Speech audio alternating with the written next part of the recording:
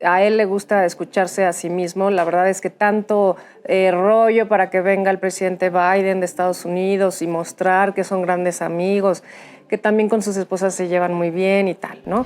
El tema es cómo el presidente trata de no hablar de los temas. Puede hablar de Latinoamérica, puede hablar de Silvio Rodríguez, puede hablar de lo que tú quieras, pero no de los temas difíciles que son, por ejemplo, la seguridad. Llevan 4 años en el gobierno, caminando en el quinto, y pues esta idea de que alguien siempre tiene la culpa o de que alguien les quiere hacer daño es verdaderamente ridícula, pero además, pues como hemos visto, causa estas tragedias. Haber inventado este mecanismo de una supuesta encuesta que pues, quién sabe cómo se hizo, quién la hizo, cómo se pregunta, el factor de ponderación, es una cosa de simulación completa para que el presidente pueda decir y cucharear los números de la encuesta y decir, este es el que yo quiero y este es el que yo no quiero. Esa es la realidad. ¿Por qué perder esa oportunidad? Este consejo se lo estoy dando gratis al presidente. La verdad es que no le vamos a cobrar.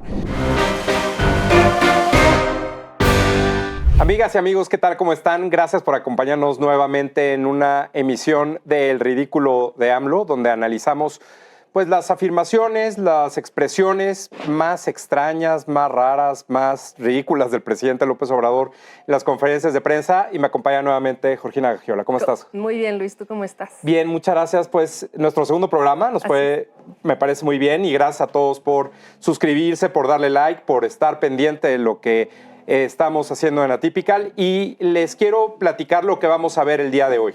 Vamos a ver 5 temas, como la vez pasada, que les vamos a platicar cuáles son los puntos y los vamos a ir analizando una vez que veamos lo que dice el presidente en la conferencia. El primero es el final del discurso en la cumbre con los dos presidentes de Estados Unidos, el primer ministro de Canadá y el presidente López Obrador, cómo terminó diciendo su mensaje. El primer tema. El segundo, el tema de la Guardia Nacional y el metro, la justificación que está dando el presidente, bueno, hasta una encuesta enseñó esta semana. Tercero, cómo sigue defendiendo el presidente el asunto del plagio y la tesis copiada de la ministra Yasmín Esquivel, y además cómo el presidente ahora ya orienta todo hacia la UNAM, en buena medida porque hay elecciones en la UNAM para renovar la rectoría este año. El cuarto, la extraña, yo tengo sospechas, ya platicaremos, salida de Ricardo Mejía como precandidato de Morena y luego ahora del PT para la gubernatura en Coahuila,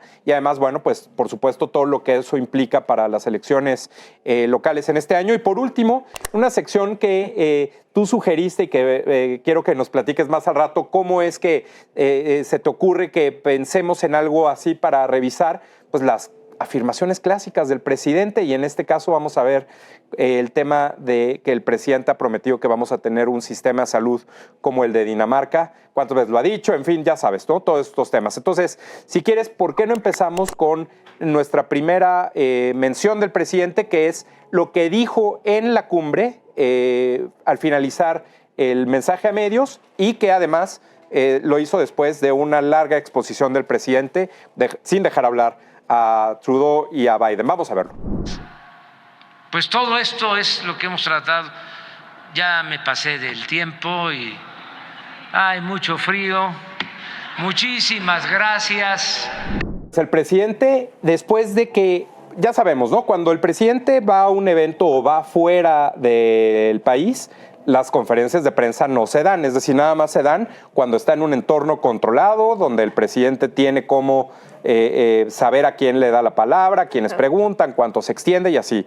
Y en este caso, que hubo posibilidad de que la gente, los periodistas, las y los periodistas puedan preguntarles, sobre todo de medios internacionales, después de una intervención del presidente Biden y una del primer ministro Trudeau, el presidente se extiende más de 24 minutos, esa fue la nota en varios medios internacionales, y es una pregunta complicada sobre seguridad que tendrían que haber respondido los otros dos mandatarios, y el presidente dice, bueno, pues ya hace frío, como lo acabamos de ver, y ya nos vamos. Bueno, además yo creo que ni siquiera tenía la intención de darles la palabra, ¿no? A él le gusta escucharse a sí mismo. La verdad es que tanto rollo para que venga el presidente Biden de Estados Unidos y mostrar que son grandes amigos, que también con sus esposas se llevan muy bien y tal, ¿no? También el primer ministro Justin Trudeau, que hizo unas declaraciones fuertes antes de llegar. Entonces, todos estos acuerdos a los que llegaron, todas estas conversaciones que se supone que tuvieron, sí, pues para eso salen a los medios, para contarnos a las naciones, a las 3 naciones,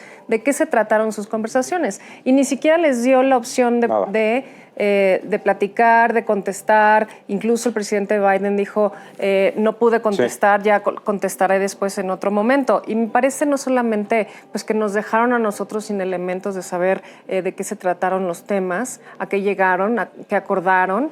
El presidente, el embajador de Canadá hoy dijo que hay acuerdos. ¿Cuáles acuerdos? ¿Me entiendes? No le pudieron decir, no les pudieron cuestionar nada, ¿no?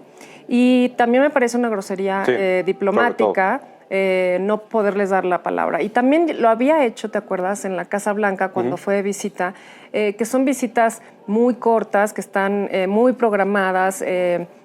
Visita al presidente Biden en el Salón Oval, se dan la mano, se sacan fotos, pero el presidente López Obrador decidió darle un discurso. Y además también, si quieres comentamos de qué tanto dijo en esos 27 minutos. Sí, bueno, lo que pasa es que parecería que los periodistas extranjeros no ven las conferencias de prensa. La verdad es que nadie las ve, pero menos, obviamente, los periodistas extranjeros. Aquí el asunto es asimilar que el presidente iba a hacer eso. A mí me parece que la cumbre en general fue hecha a modo para el presidente López Obrador en varios aspectos. No solo el hecho de que hayan aterrizado en el Aeropuerto Internacional Felipe Ángeles o que incluso las imágenes más importantes sean fotos de todos tratando de estar como muy felices y muy contentos, o la esposa del presidente recargándose en todo mundo. Creo que la verdad, la intención de lo que se busca en lo que el presidente intenta hacer con toda esta exposición tan larga es no dejar hablar a los demás, porque sabe y no le gusta la idea de que alguien más le diga enfrente de todos en México algo malo o algo negativo sobre su gobierno, especialmente en el tema de seguridad, que sabemos que es algo que al presidente López Obrador pues está dejando una deuda y además pues evidentemente no tiene resultados que entregar en la cumbre. Entonces, si el presidente López Obrador deja que contesten los otros, pues la verdad es que no le iba a ir bien. Entonces lo intenta de 2 formas. Se extiende lo más posible y al final vemos esta, que como dices es una grosería en términos de diplomacia, y que además pues evidentemente los gobernantes no se van a quedar con la última, no se van a quedar que el presidente López Obrador tenga la última palabra. Eventualmente iban a contestar, ¿no? Claro, pero además también pues los deja un poco en ridículo al no darles la palabra, ¿no? Como decimos, una grosería diplomática, pero también ¿de qué se trató el speech que dio el presidente? De Latinoamérica, no de México, ¿no? ¿Nos quieres platicar un poco de eso? Sí, bueno, yo creo que hay una parte del presidente tratando de insistir, el presidente López Obrador insistiendo en que sea una nueva Latinoamérica que además él la tenga que liderear o él la quiera liderear, cuando vemos que pues en realidad no está tan ni homogénea ni tan solidaria entre todos. Se le han ido volteando por ciertas razones diferentes los mandatarios en Latinoamérica, pero creo que más bien el tema es cómo el presidente trata de no hablar de los temas. Puede hablar de Latinoamérica, puede hablar de Silvio Rodríguez, puede hablar de lo que tú quieras, pero no de los temas difíciles que son, por ejemplo, la seguridad. Y estoy seguro, por ejemplo, que no va a querer el presidente, imagínate, en la cumbre, hablar y decir, por ejemplo, que la Guardia Nacional, que es la fuerza que puede cubrir la ciudad, la tiene desplegada en el metro de la Ciudad de México y no atrapando a los criminales que envían el fentanilo a Estados Unidos, y que además, pues ese es uno de los motivos más importantes de la cooperación, sobre todo con Estados Unidos, binacional en términos de seguridad. Creo que justo en esos días el tema de la Guardia Nacional en el metro es algo que también pues, le deja sin argumentos al presidente López Obrador para hablar de seguridad, ¿no? Bueno, además, como bien dijo el presidente Biden, pues ya lo dirán en otro momento, igual como lo estás diciendo tú. Hay temas importantes, el de seguridad. Precisamente hoy veíamos que este año ha sido el más cuando más homicidios dolosos ha habido en la historia del siglo XXI. Es decir, esta promesa que hizo de que la seguridad en México iba a mejorar, pues ha sido la peor frente a Fox, frente a Calderón y frente a Peña Nieto. Entonces, bueno, pues este año cumple 5 años en su gobierno, el próximo año se va. A finales de este año vamos a tener candidato o candidata presidencial de su partido, bueno, de los demás también, pero esto ya se acabó, no va a mejorar la seguridad y como bien dices, pues no le da oportunidad a los presidentes de hablar de eso, que son varios temas, no solamente es drogas, la política de abrazos, no balazos, también el tema de las armas y también el tema del sector energético y la falta de seguridad en nuestro país para que las empresas puedan establecerse y tener seguridad. Yo creo que la parte esta de que coincidentemente la Guardia Nacional estuviera desplegada en estos días pues tratando de encontrar una cuestión de sabotaje en el metro, pues le deja, repito, sin argumentos al presidente. ¿Por qué no vemos cómo dijo y cómo defendió el asunto de la Guardia Nacional el presidente para que platiquemos un poco de cómo se utilizan las instituciones para fines político-electorales? Claro. Vamos a verlo. Todo lo que se hace está mal. ¿Cómo no vamos a utilizar la Guardia Nacional si se trata de proteger a la gente del metro?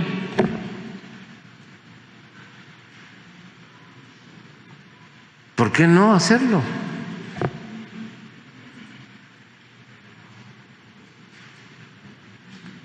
¿Qué tal que sí sean actos provocados y que lo que quieran es que suceda una desgracia mayor? ¿No lo vamos a evitar? Porque van a decir que estamos militarizando al país. Vamos a estar escuchando y haciéndole caso a quienes fueron cómplices de cuando realmente se militarizó México. Bueno, tengo muchos comentarios sobre estas afirmaciones del presidente. En primer lugar, bueno, pues es claramente una falta de mantenimiento que quieren esconder. Los guardias nacionales pues no van a arreglar los cables, dicen que están haciendo un sabotaje a la candidata corcholata preferida del presidente, que es la jefa de gobierno de la Ciudad de México, Claudia Sheinbaum. Y la verdad es que no me imagino un mayor ridículo que decir que todos estos accidentes que ha habido en la Ciudad de México, que no había habido antes, en los años anteriores, estas tragedias, que digan que es porque la gente tira una lata a las vías. ¿Tú sabes cuánta gente utiliza el metro todos los días? Millones. Y además que en unas condiciones, pues digamos, sobrepobladas del metro, sin gran seguridad, que es lo que hemos estado viendo, que la gente puede haber embestidas, que están encerrados en los vagones, no tienen ninguna una máxima capacidad, ¿no? Sí. Y sobrecargado el metro. Y entonces ellos hablan de una lata. Imagínate cuánta gente no tira algo a las vías, se les cae algo, un paraguas, que dicen que es muy peligroso tirar un paraguas en las vías, etcétera. Y entonces mandan a la Guardia Nacional, ¿para qué? Para cuidar realmente a la gente. ¿Y cuándo lo habían cuidado antes? ¿Por qué no lo habían mandado antes? ¿Por qué no habían puesto policías cuando antes no estaba la Guardia? Insisto, llevan 4 años en el gobierno, caminando en el 5º, y pues esta idea de que alguien siempre tiene la culpa o de que alguien les quiere hacer daño es verdaderamente ridícula, pero además, pues como hemos visto, causa estas tragedias.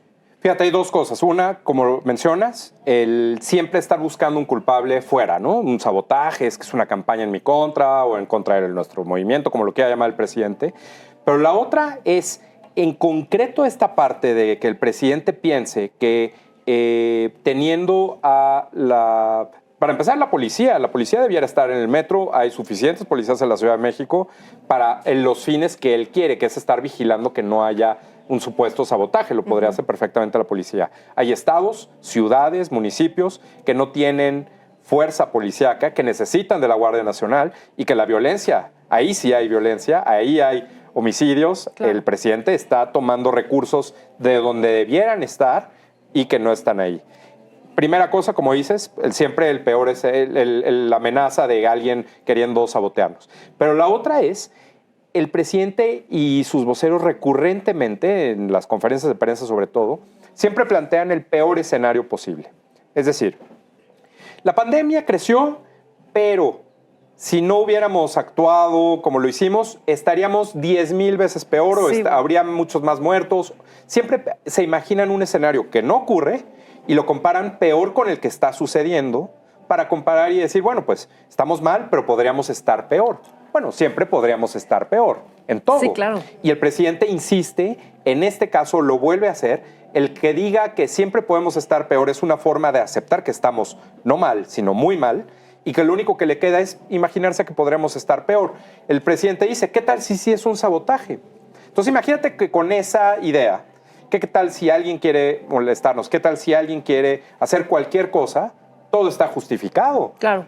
Y el riesgo que existe, me parece, que haya una fuerza, pues el presidente va a decir que es civil, pero en realidad la Guardia es militar, desplegado en este lugar o en estos lugares donde hay tanta congregación de gente, pues la verdad es que me parece que puede salir algo peor. Olvídate del sabotaje, olvídate de fallas mecánicas, eléctricas, de los choques y de todo lo que le ha pasado al metro en la administración de Claudia Sheinbaum. Digo, simplemente pensar en que la interacción entre la gente y las fuerzas del orden con estas características, como lo tiene la Guardia Nacional, creo que es ir demasiado lejos, con tal de no aceptar que se equivocaron en un argumento y resolverlo, además, porque en lugar de resolverlo, en lugar de reorientar dinero, en lugar de arreglarlo de inmediato, en lugar de poner las sanciones, en lugar de, como dicen, deslindar responsabilidades,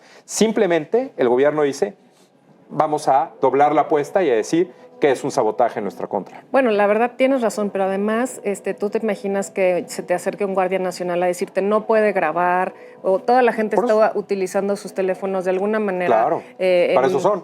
Y entonces se te acerca un guardia y te dice no puedes grabar, o les piden que se salgan y que no den testigo a quienes los entrevistan afuera. Algo mucho más sencillo.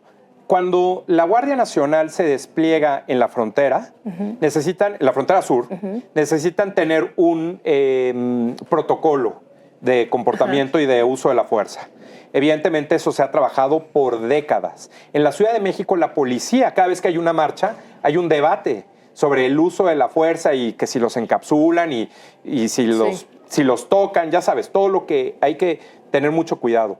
Yo dudo que haya un protocolo o que hayan preparado un protocolo para hacer una intromisión en las instalaciones del metro, en toda la red, previo para estar preparados para cualquier situación que se pueda presentar. No solo observar si va a haber un sabotaje o no, ¿no? Claro, pero además puede haber un accidente de cualquier tipo y un guardia te va a llamar la atención, imagínate, o te va a tocar, o te va a decir que te retires, lo que sea, y puede haber una reacción, como bien dices, en contra del guardia, pero además se puede provocar un incidente mucho mayor y eso inevitablemente lleva a la represión por parte de la policía, ¿no? Si no hay un protocolo en el uso de la fuerza para la Guardia Nacional dentro de las instalaciones del metro, entonces podemos entrar y pensar en un tipo de represión cuando la gente quiera manifestarse de alguna manera en el metro. Ojalá y no. Bueno, pero si sí sucede, ya sabemos hacia dónde vamos. Exactamente, ¿no? Ese es el tema. Y otra vez es el tema del presidente en redoblar una apuesta en algo que se ve que ya perdió, pero que no le gusta perder y que entonces inventan algo. La verdad es que yo no sé quién los asesore, pero pues, independientemente podrían estar haciendo muchas cosas con ese dinero. En otro de los aspectos que el presidente tiene respecto de doblar apuestas es el tema de la tesis plagiada, ya claramente dictaminada por la UNAM, de la ministra Yasmín Esquivel. ¿Por qué no vemos cómo dijo el presidente y la volvió a defender? Y esto pues me parece que se va a mantener, pero bueno, vamos a ver cómo lo dijo. Imagínense el rector de la UNAM emitiendo un comunicado en este caso, pero además mal aconsejado, porque a quien corresponde resolver si es legal o no es legal el título de la licenciada Yasmín. Es a ellos. El rector se lava las manos como Poncio Pilato. Nuevamente las referencias bíblicas del presidente, todo el tiempo haciendo referencias como para tratar de darse a entender en ideas que pues claramente no tienen conexión, no tienen referencia, pero pues el presidente siempre va a tratar de hacerlo así. Yo creo en esta parte que el presidente ya está buscando hacer... Repito, quien lo asesora le trata de decir como haz una carambola de 3 bandas. Entonces, mientras defiendes a la ministra, al mismo tiempo nos vamos posicionando en la UNAM.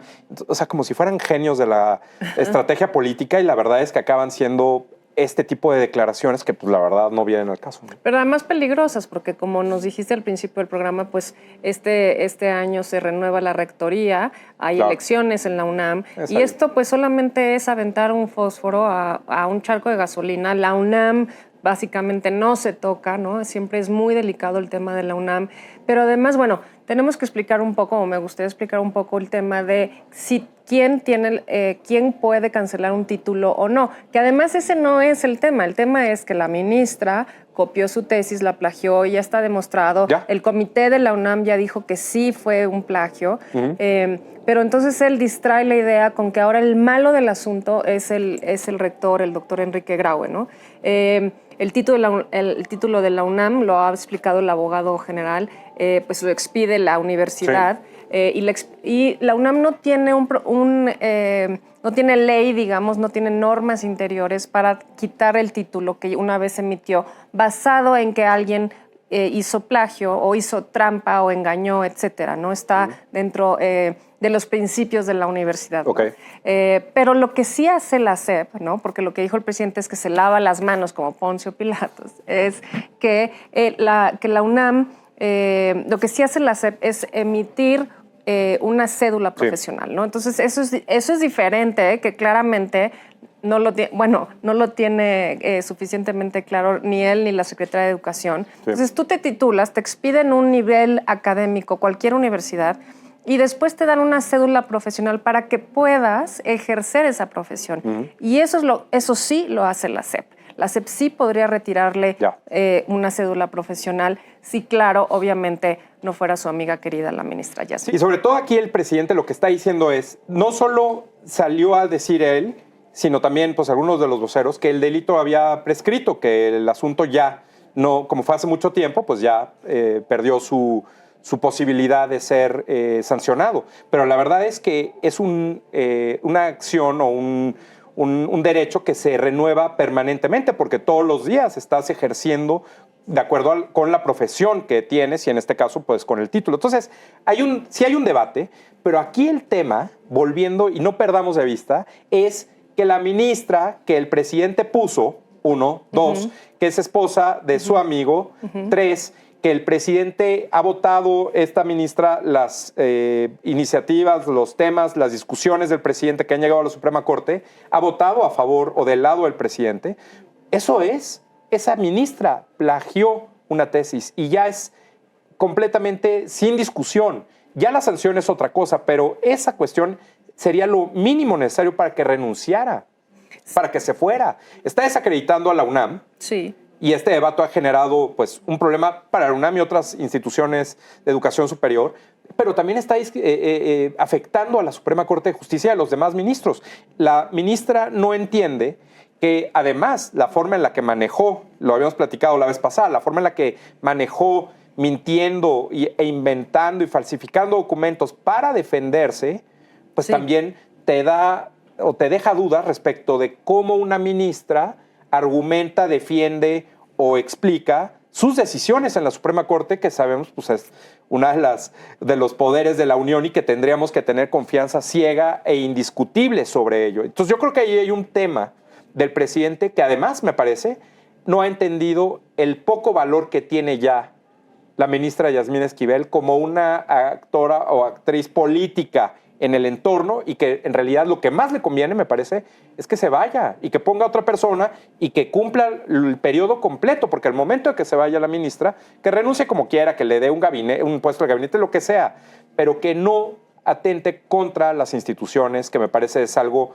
que va a ser recordado por la gente sobre el gobierno del presidente López Obrador. Bueno, como tú sabes, ella ya dijo que no va a renunciar, que tiene una carrera Eso puede impecable. cambiar en cualquier momento, ¿eh? Sí, puede cambiar, pero lo que yo dudo que pudiera llevarla a renunciar es pues precisamente pues su marido, ¿no? Quien es uno de los proveedores principales de este gobierno, quien se ha llevado contratos millonarios por esta cercanía que tiene el presidente. En este gobierno y cuando era jefe de gobierno, ¿no? Porque además se dice, se rumora, ¿no? Que pues era uno de los quienes financiaban sus campañas, ¿no? Entonces, con todos esos favores, con todo ese dinero, pues difícilmente van a hacer que la ministra, en todo caso, si quisiera, que ella renunciara, ¿no? Pero además hablamos pues es un tema de corrupción también, ¿no? Es corrupción, claramente. Entonces, es corrupción por parte de ella, pero también por parte del marido. Y pues sin duda, un conflicto de interés en donde todos nosotros como nación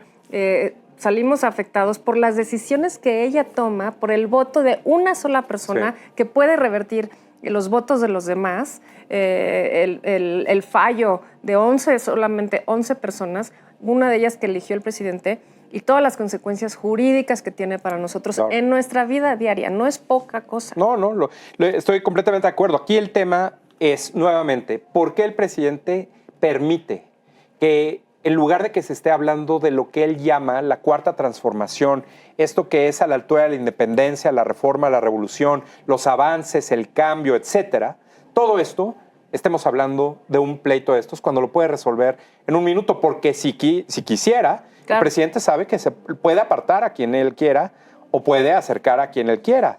Y creo que justo uno de los temas... Que también no estaría bien, pues, ¿no? Pero así es en la política. Sí, pero se supone que el Poder Judicial no es independiente. Entiendo, ¿no? pero la forma en la que son electos y electas las y los ministros, pues también permite que el presidente proponga, y teniendo mayorías en las cámaras, pues eso te ayuda a hacerlo más fácil. Por eso creo que es un buen momento, porque a lo mejor el año que entra o en 2 años, sobre todo en 2 años después de la elección del 24, las mayorías pueden modificarse. A lo mejor el movimiento, la cuarta transformación, como le llama el presidente, no vuelve a tener unas mayorías de este tamaño y le impide tener la posibilidad de poner a quien él quiera. Y eventualmente, a lo mejor, la investigación avanza y Yasmín se tiene que ir. No lo sé. Pero ¿por qué perder esa oportunidad? Este consejo se lo estoy dando gratis al presidente. La verdad es que no le vamos a cobrar. Pero en otro tema que el presidente también vemos como claramente afecta a quien quiere y a quien no quiere de forma diferente, es cómo trató al candidato ahora, precandidato del PT a Coahuila, que pues la verdad es que no le gustó la encuesta y se salió, y pues la verdad es que no hay amor ahí adentro, y es la primera gran ruptura, me parece, electoral en la forma en la que se definen los candidatos en Coahuila, y que Ricardo Mejía pues ahora se quedó sin la candidatura. ¿Por qué no vemos cómo llamó el presidente a Ricardo Mejía, qué dijo, y lo venimos a discutir? Se fue Ricardo Mejía, ahora sí que no me dio ni el adiós, nada más me mandó un papel, sí. Y quiero también aclarar de que yo no me meto en cuestiones partidistas, pero en lo que corresponde al partido del cual tengo licencia, hay un procedimiento que yo apoyo porque fui el creador cuando fui dirigente de ese partido, de que se eligiera a los candidatos mediante encuestas, que fuese el pueblo el que los eligiera. Oye, a mí me parece que ahora sí, qué pena, porque Ricardo Mejía ni a Dios le dijo, ¿no? No se mete en cuestiones partidistas, Sí. pero sí se queja de que ni a Dios le dijo. ¿Por qué le tendría que decir adiós? Le mandó ¿no? un papel, dice. Sí, exacto. Bueno, con su supuesta renuncia, ¿no? Ajá. La verdad es que, bueno, el primer gran pleito, yo creo, como Sí. bien dices, que además, pues es un pleito importante porque es el antecedente de lo que viene en los pleitos Sí. para la presidencial. Y no solamente la presidencial, porque también hablamos mucho de eso en el 24, pero vienen muchas elecciones el año que viene. Por ejemplo, viene también en el estado de Jalisco, Sí. y va a ser interesante por también el peso que tiene político y por población Jalisco, ¿no? Yo creo que dice que él de alguna manera dice que se merece, ¿no? O poder opinar, pero dice que no se mete en política, en partidista, porque él fundó este movimiento. Entonces, todos sabemos que sí se mete en este Claro. tema partidista, pero además dijo que para que nadie vaya a utilizar su nombre. Entonces, su nombre sí es el que está, Claro. y que va a estar en la boleta electoral para sus candidatos. Sí, es la forma en la que la gente votará en 23, en 24, pues tiene que ver obviamente con el presidente. Yo creo que decir que él no se mete y haber inventado este mecanismo de una supuesta encuesta que pues, quién sabe cómo se hizo, quién la hizo, cómo se pregunta, el factor de ponderación, es una cosa de simulación completa para que el presidente pueda decir y cucharear los números de la encuesta y decir, este es el que yo quiero y este es el que yo no quiero. Esa es la realidad. ¿Cuántas veces se quejó de las cúpulas en el poder? Claro. Bueno, pues es exactamente lo Ahora, mismo. a mí no peor.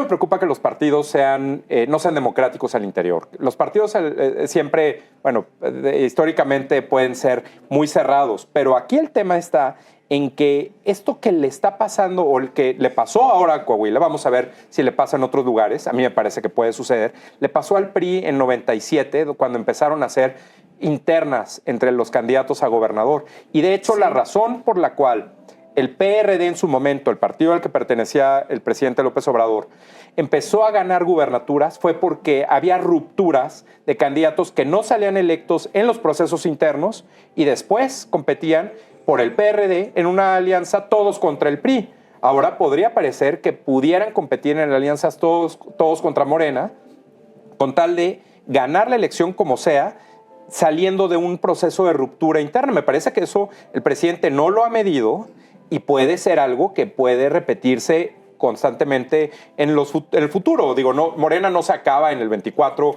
en todo el país, va a seguir compitiendo, etcétera. Pero esta forma de competir me parece que ya está mostrando que pues sin un mecanismo claro o simulado como el que están usando, pues no va a ser útil, ¿no? Bueno, pero además un mecanismo del que él también Se se benefició. quejó. Y se Él benefició abandonó después, sí. el PRD, el PRI y el PRD, Sí, sí. y construyó Morena, lo acabamos de utilizar, precisamente porque no le daban las cúpulas su candidatura, que él ha dicho durante todos estos Sí. años que se merecía. Así es que, bueno, pues un poquito es una, ¿cómo se dice? De su propio chocolate. Sí. Una taza. Una cucharada. Una cucharada de su propio chocolate, aquí está. Pero además, mira, yo creo que vamos a ver, yo creo que vamos a seguir hablando del tema de Coahuila, porque pues evidentemente es uno de los estados que hay elección en este año, así que seguramente regresaremos a este pleito interno entre Mejía y Guadiana, entre Morena y PT, pero tú sugeriste que Sí. cerráramos con una sección de clásicos de AMLO en las mañaneras. Sí, te voy a decir por qué, porque leímos todos sus comentarios y,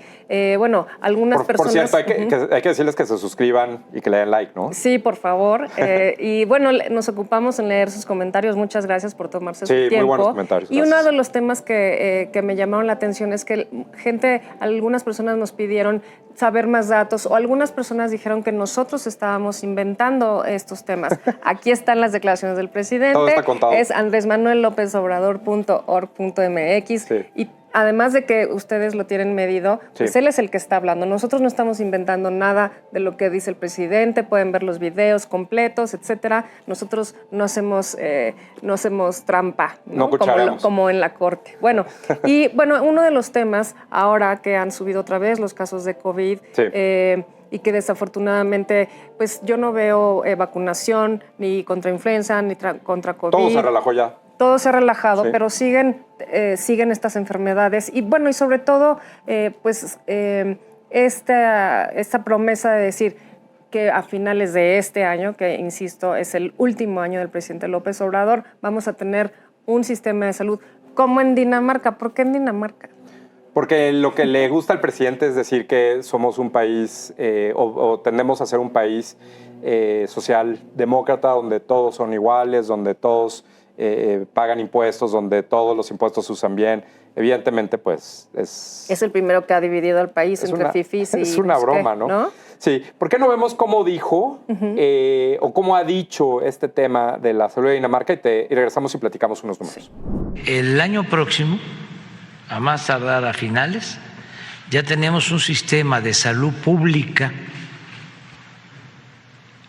como el de Dinamarca. Y puede ser que mejor. Y te voy a explicar por qué. Vamos a tener un sistema de salud pública como el de Dinamarca, en donde la atención médica, los medicamentos son gratuitos. En Dinamarca tienen políticas que eran completamente inalcanzables en México.